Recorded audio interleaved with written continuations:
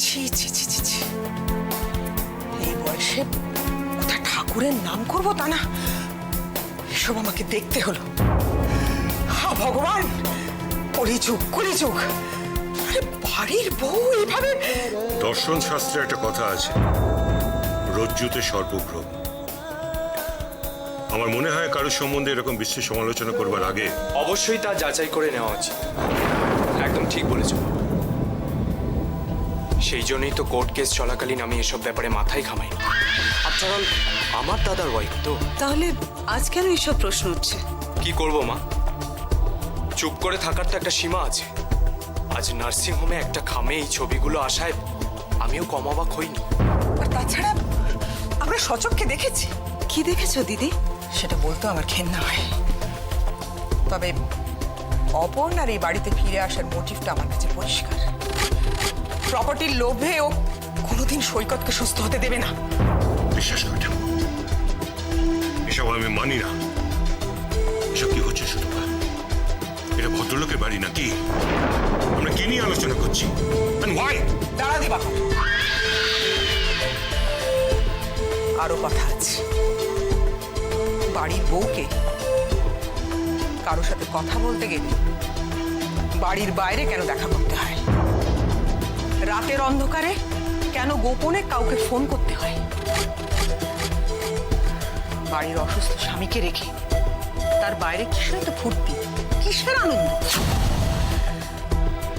ছেলেটা একা বাড়িতে, এত দেরি করে কেন সে বাড়ি ফেরে?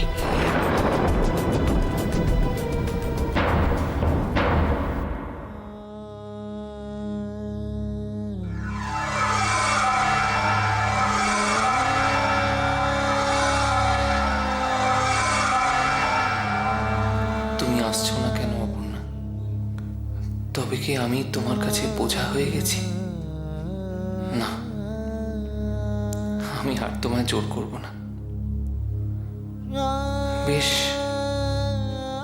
তুমি তোমার মতন করে বাঁচো। আমি কাউকে চাই না, কিচ্ছু চাই না, কিচ্ছু না।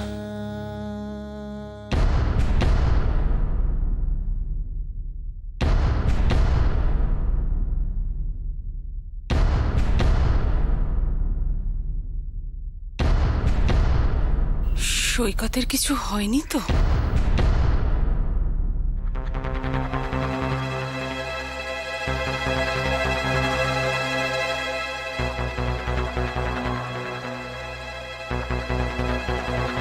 কি হয়েছে মা? ফেরার সময় হলো তোমার?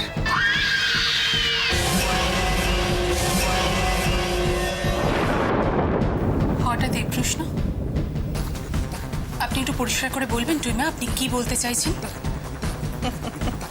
তুমি আমার প্রশ্নটাই বুঝতে পারছো না? বাহ, চমৎকার। অবশ্য এটাই আমি আশা করেছিলাম। অন্যায় করে কবেই বা তুমি অনুশোচনা করেছো? তার জন্য শিক্ষা আর সংস্কারের দরকার হয়। মা, আপনি একটু আমাকে বলবেন আমি কি অন্যায় করেছি, কি অন্যায় আমার? আমি দাঁড়া শুতে পারবো, সব প্রশ্নের উত্তর আমার জানা আছে। তুই মা চুপ করো না বাবা, তুই প্লিজ তুই মাকে চুপ করতে বলো।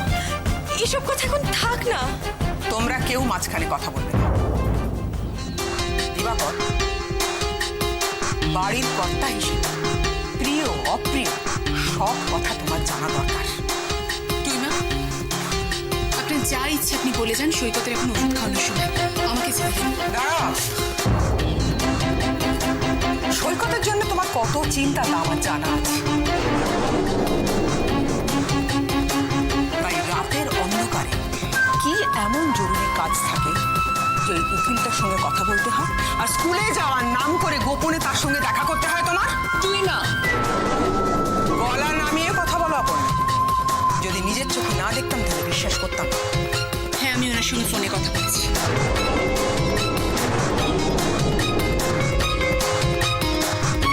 হ্যাঁ, আমি ওনার সঙ্গে স্কুলে দেখা করেছি, কিন্তু সেসব তো। দাঁড়াও,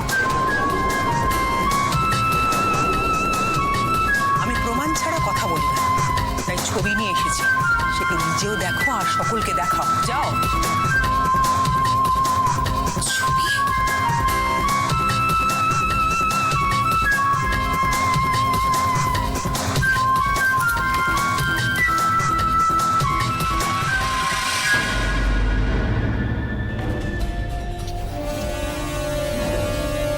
অভিযোগ অস্বীকার করা আর যুক্তি দিয়ে নিজের অন্যায়কে ঢাকা, এটা তোমার অভ্যেস।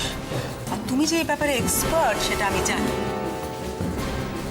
তাই প্রমাণ নিয়ে তোমার সঙ্গে কথা বলতে এসেছি। বলো কি বলার আছে। এরপরেও আমার সপক্ষে বলার কিছু আছে আমার টুইমা। প্রথমে আমি স্বীকার করে নিতে চাই যে এই ছবিগুলো সত্যি। অর্জুন সিনহার সঙ্গে আমার বন্ধুত্ব আছে, সেটাও সত্যি, কিন্তু দৃষ্টিটা আলাদা। আচ্ছা, হয়তো আপনার বা আপনার কাছের লোকদের সঙ্গে তার কোনো রকম মিল থাকবে না। তাই নাকি? সেটা কিরকম? বাবা, আপনি আমায় ক্ষমা করবেন। টুইমা, এর পরেও যদি আপনি চান তাহলে আমি বলতে পারি। শুভস্য শীঘ্রম। আপনার মতো নোংরা দৃষ্টি বা নোংরা ভাবনা সত্যি সত্যি আমার নেই টুইমা। তাই বুঝি? তাই অপর্ণা মৈত্র নামে ওই স্কুলে চাকরি করছো? নিজের বিবাহটাকে অস্বীকার করছো কেন? কেন লুকিয়ে রাখছো নিজের আসল পরিচয়?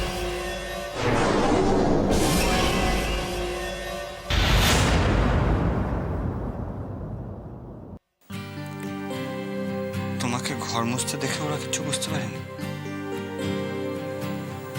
রায়কে নিয়ে আমি কিছু ভাবছি না, কিন্তু দিদির চোখকে ফাঁকি দেওয়া সত্যি খুব মুশকিল। আমি আপ্রাণ চেষ্টা করেছি ওদের বোঝানোর।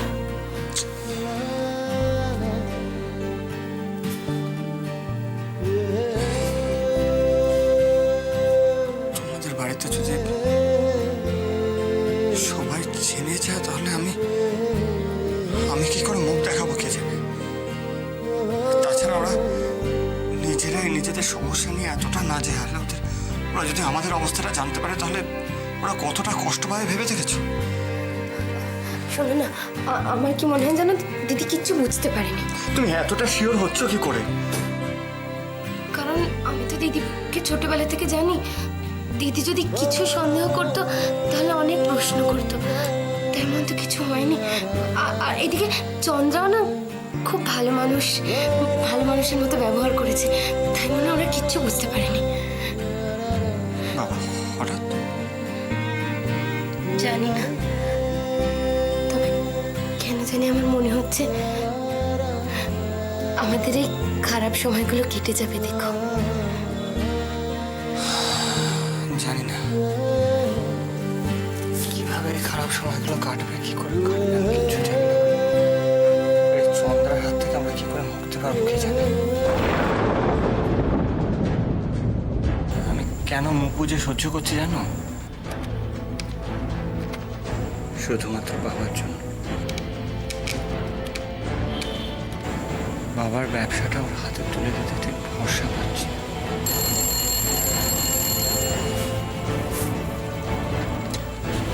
হ্যালো হ্যালো হ্যালো, রুদ্র কি আশ্চর্য।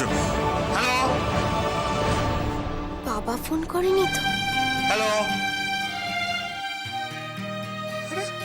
ফোন করে নিজেই কোনো কথা বলছে না। হ্যালো, আমাকে একবার দাও, আমি দেখি। তুমি ধরলেই কথা বলবে তো? না, কথা দেখি না একবার।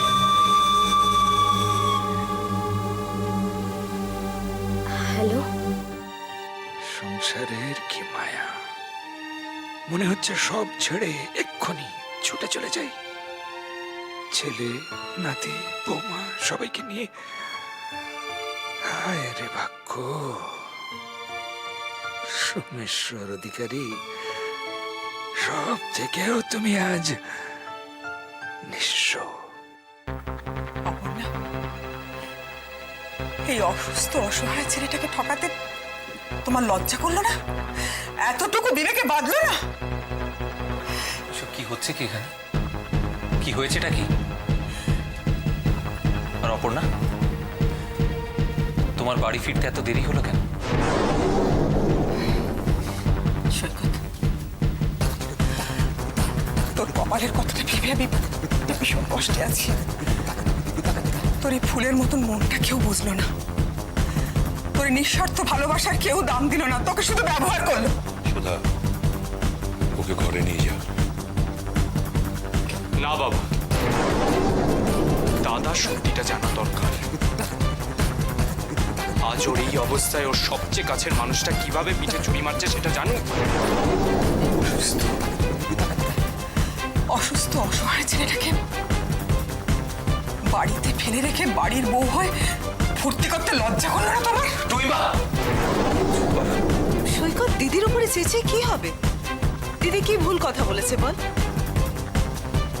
অপর্ণা রোজ এত রাত করে বাড়ি ফিরে কেন? সুতপা, তুমি বলছো এসব কথা? আমি তো ঠিকই বলেছি। এই ফটোগুলো দেখার পরেও কি করে চুপ করে থাকবো বলতে পারবে? প্লিজ তুমি চুপ করবে এবার। অপর্ণা এরকম কাজ করতে পারে না, আর এরকম কাজ করা তো দূর, এরকম কাজ করার কথা ভাবতেও পারে না। ভাইয়া প্লিজ, আজ আমি একটা কথা না বলে পারছি না। তোর এই অবস্থার জন্য অপর্ণাই দায়ী।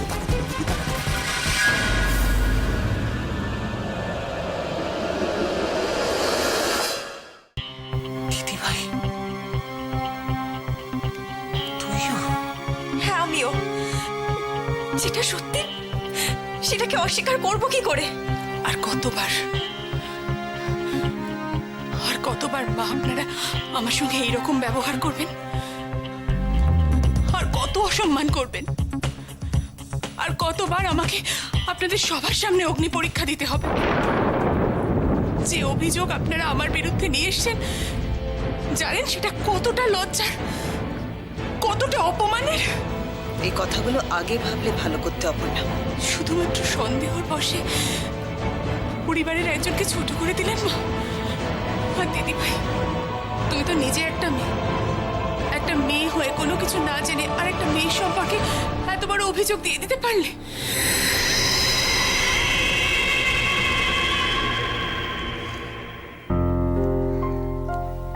আমাকে ক্ষমা করে দাও সৈকত। ভেবেছিলাম সারা জীবন তোমার পাশে থাকবো, কিন্তু পারলাম না। আমাকে ক্ষমা করে দাও প্লিজ। না অপর্ণা, দেখো আমার দিকে, এইভাবে বলতে নেই। প্লিজ চুপ কর, চুপ কর।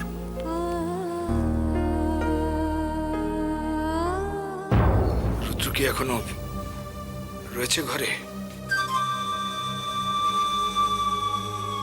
তোর দিকে তাকিয়ে দাঁড়িয়ে আছে না? সত্যি ছেলেটাকে নিয়ে আর পারি না। বাবা মেয়েতে মিলে যে একটু কথা বলবো তার। যাকে শোন, আমি তাহলে এখন রাখি। Hello, hello. তুমি কে? কেউ ছিল না।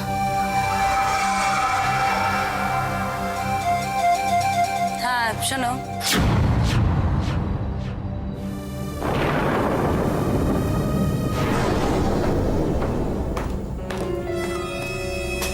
তোমার সাথে না কিছু দরকারি কথা আছে আমার। কি ভেবেছো বলো তো? তুমি কি ভেবেছো? তুমি যা ইচ্ছে তাই করবে, তাই তো? কি করেছি আমি? কি হয়েছে? কি হয়েছে? How innocent! কি হয়েছে কিচ্ছু জানে না? সত্যি আমি কিছু জানি না। তাহলে আমি জানিয়ে দিই, আমি পরিষ্কার করে জানিয়ে দিই তাহলে। দেখো দোয়েল, এটা একটা বাড়ি, কোনো হোটেল না। তো এখানে গাদা গাদা লোকজন আসুক আমার একদম ভালো লাগে না। একদম করবে না তুমি এরকম, বুঝেছো? আমি ওদের কাউকে ডাকিনি, আর তার জন্য যদি তোমার কষ্ট হয়ে থাকে আমাকে ক্ষমা করে দাও। সরি। থাক থাক থাক, সরি টরি বলতে হবে না, ইটস ওকে। এইবার ছেড়ে দিচ্ছি, কিচ্ছু বলছি না। পরের বার ভেবো না যে কিছু বলবো না। তোমাকে থ্যাঙ্কস জানানো আছে। তবে থ্যাংক ইউ কেন? তুমি আমার বোনেদের সঙ্গে ভালো ব্যবহার করেছো। অনেক কিছুর মতো এটুকু আমি আশা করিনি। Thank you.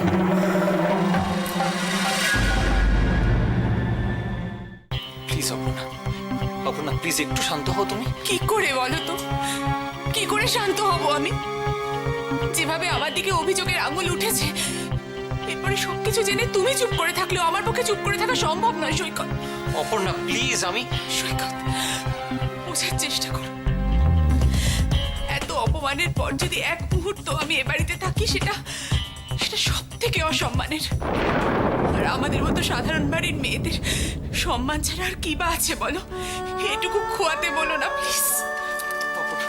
অপর্ণা শোনো, আমার কথাটা শোনো। তুমি কিন্তু আবার ভুল বুঝছো, তুমি কিন্তু আবার ভুল ভাবছো। না, ভুল ভাবছো তুমি। কোথায় ভুল হচ্ছে বলতে পারো? তোমাদের এই ড্রয়িং রুম ভর্তি প্রত্যেকটা মানুষ, তোমার পরিবারের প্রত্যেকটা লোক বলছেন যে তোমার এই অবস্থার জন্য আমি দায়ী। এরপর আমি কোন মুখে থাকবো এ বাড়িতে? কোন মুখে থাকবো বলো?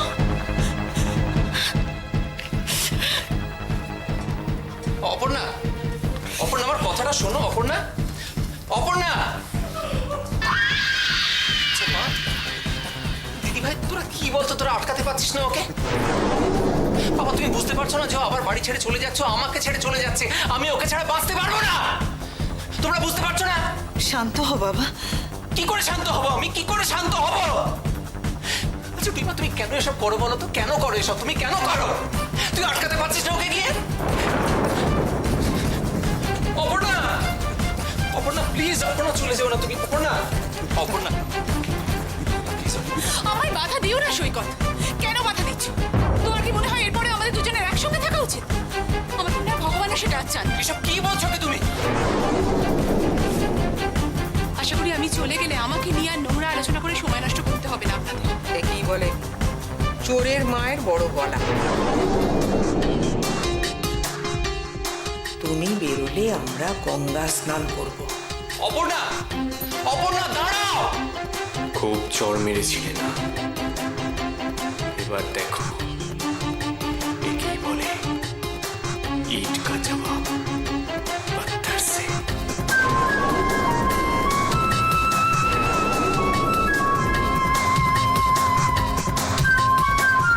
কোথায় যাচ্ছ তুমি? শোনো অপর্ণা,